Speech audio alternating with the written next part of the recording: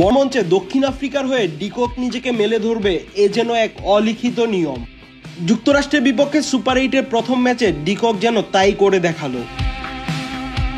এদিন ডিকক শুরু থেকেই ছিলেন মারমুখী। পিচ রিপোর্টে দক্ষিণ আফ্রিকার সাবেক অধিনায়ক শন পোলক বলেছিলেন এটি একটি লো স্কোরিং ম্যাচ হতে চলেছে এবং যারা টসে জিতবে আগে বোলিং করবে তারাই এগিয়ে থাকবে।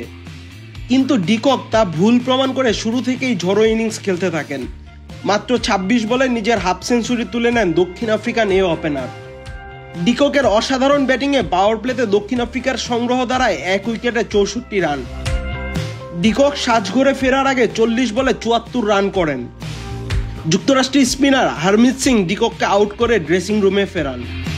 74 রানের এই ইনিংসে ডিকক 4 মারেন 7টি, ছক্কা হাঁকান 5টি।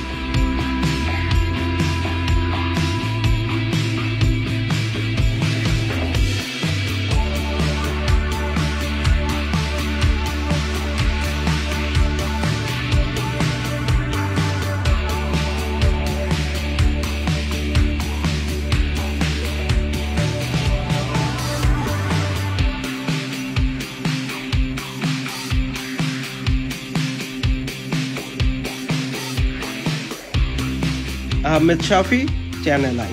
আলোর পথে নতুন দিশা।